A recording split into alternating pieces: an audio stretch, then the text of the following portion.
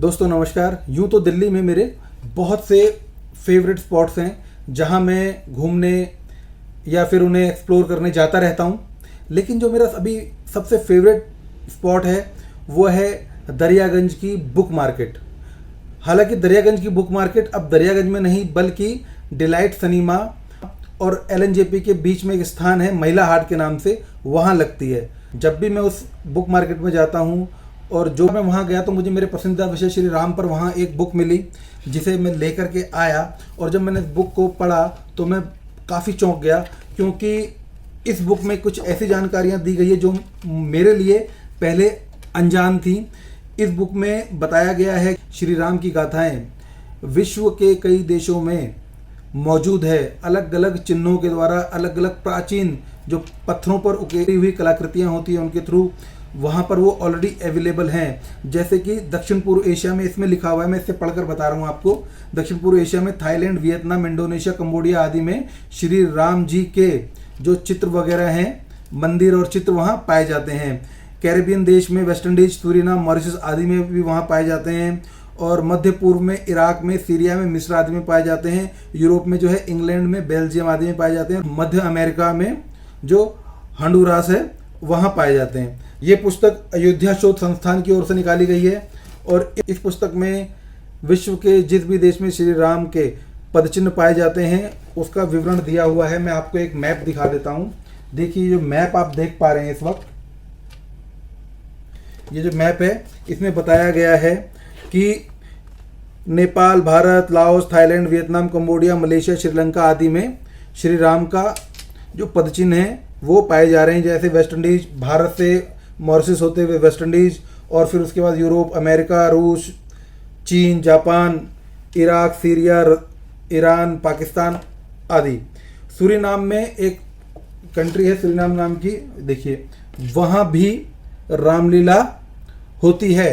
रामलीला अब हमारे यहाँ आ रही है। अब दशहरे का जो समय होता है हमारे यहाँ वो रामलीलाओं का होता है।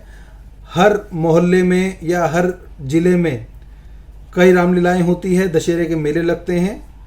अब वैसा ही विश्व के कई अन्य देशों में भी होता है। इटली में इस तरह के चित्र मिले हैं, इटली में इस तरह के चित्र मिले हैं। मॉस्को में भी बताया गया है कि मॉस्को में, बेल्जियम में रामकथा के ऊपर एक किताब लिखी है कामिल बुल्के ने। इसमें एक जानकारी दी गई कि आंध्र में प्रत्येक गांव में रामालय है। तिरुपति में भी भव्य एवं प्राचीन कोदंड राम मंदिर है। कोदंड श्री रामचंद्र जी के धनुष का नाम था। तिरुपति के 60 किलोमीटर दूर भव्य कोदंड राम मंदिर भी है। लगभग 100 कोदंड राम मंदिर दक्षिण भारत में है। दक्षिण भारत में 100 मंदिर ऐसे हैं जो कोदंड के नाम से हैं, और कोदंड श्री रामचंद्र जी के धनुष का नाम था। शायद हम में से कुछ लोगों को श्री रामचंद्र जी के धनुष का नाम ना पता हो, इसलिए मैं आपको जानकारी दे रहा हूँ। हालांकि अभी इस पुस्तक में लिखी नहीं है, लेकिन मैं आपको बता रहा हूँ। रशिया में एक शब्द है गेन्नादी मिखाइलोविच, और ये जो हैं ये सबको मंचन सिखाते हैं।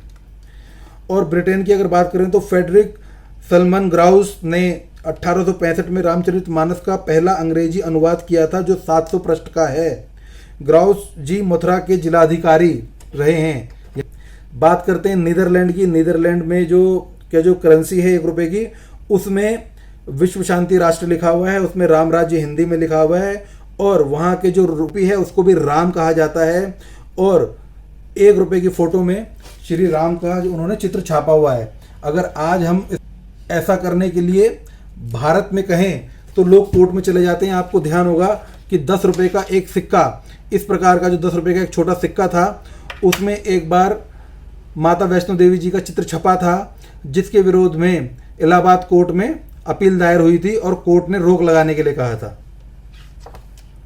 अब बात करते हैं थाईलैंड की। थाईलैंड में इसमें लिखा हुआ है कि थाईलैंड में भावभूमि है, अयोध्या है, संजीवनी बूटी का क्षेत्र है, काली नेम का स्थान है, गणेश जी भी हैं, सभी संस्कृति कला स्थानों का लोगो है। थाईलैंड की बात कर रहे हैं।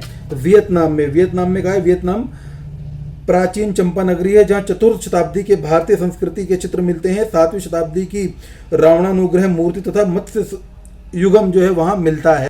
इंडोनेशिया के बारे में दिया हुआ है कि वहाँ का जो राष्ट्रीय धर्म इस्लाम है, लेकिन राष्ट्रीय संस्कृति जो वहाँ की है वो रामायण है, और ये विश्व के लिए आदर्श है, ऐसा इंडोनेशिया का मानना है। मिस्र की बात करें तो मिस्र में लिखा हुआ है कि 1500 वर्ष पूर्व राजाओं के नाम तथा कहानियां राम की ही भांति हैं, कि वो जंगल गए और जंगल में फिर वो अपनी पत्नी को लेके चले गए, उनके छोटे भाई भी उनके साथ में थे, जहाँ उनकी पत्नी का अपहरण हुआ और फिर उन्होंने जिस अपहरणकर्ता से को वध कर अपनी पत्नी को छुड़ाया। इस प्रकार की जो कथाएं हैं, मिस्र में भी जो राज चिन्ह है वहाँ का वो गरुड़ है, और वह अपने कॉइन में इस तरीके की चीज़ों को छापते हैं। प्रयाग में 1922 में निकलने वाली रामलीला की चौकी की फोटो पुलिस की फाइल से प्राप्त हुई। 1922 से रामलीला की यात्रा निकलती है प्रयाग में, और प्रयाग में देखिए किस तरीके की जो तस्वीरें ये मिल रही हैं। अब एक देश है इराक, जो कि आज की देश में मुस्लिम कंट्री है। उसमें लिखा हुआ है कि मध्य एशिया में राम के गुफा चित्र लगभग 4000 वर्ष प्राचीन प्राप्त होते हैं।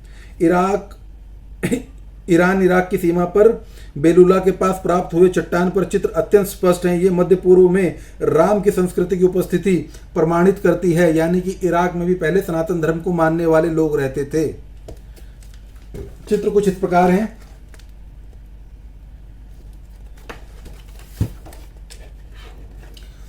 ये यहाँ पर एक नई कंट्री दी हुई है, फिजी ऑस्ट्रेलिया महाद्वीप से भी आगे छोटे छोटे द्वीपों का देश है, जिसे 20,000 किलोमीटर दूर लघु भारत भी कहा जाता है। फिजी को लघु भारत भी कहा जाता है। यहाँ 100 वर्ष पूर्व राम कथा का मंदिर भी है। फिजी में तो होना बनता है। अब आ जाते हैं श्रीलंका पर। श्रीलंका में 50 से अधिक रामायण आधारित स्थल मिलते हैं। तमिल क्षेत्र में 100 से अधिक गांवों में मैदानी रामलीला कुंतु होती है। नेपाल के बारे में इसमें लिखा हुआ है कि नेपाल के हिमालय की तराई में रामायण आधारित मुखौटे प्राप्त होते हैं, जिन्हें राजवंशी मुखौटे भी कहा जाता है। असम तो भारत में ही है। महाराष्ट्र के बारे में भी लिखा हुआ है, महाराष्ट्र में पाए जा रहे हैं।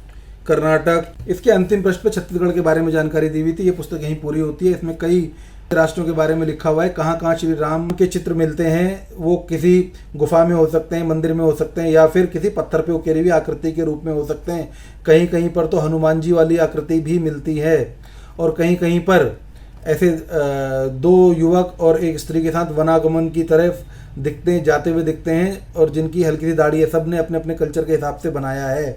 अब इससे भद्दा और गंदा मजाक भारतीय संस्कृति के साथ और क्या हो सकता है कि कुछ राजनीतिक दल कोर्ट में जाकर के कहें कि राम जी का कोई अस्तित्व था ही नहीं, वो एकदम काल्पनिक थे, इसलिए उनसे जुड़े हुए चिन्हों को यहाँ तोड़ने की इजाज़त, डिस्ट्रॉय करने की इजाज़त मिल जानी चाहिए, ताकि उनसे जुड़े हुए चिन्हों को तोड़कर और उन्हें विदेशी कंपनियों को बेचकर उनसे पैसा कमाया जा सके।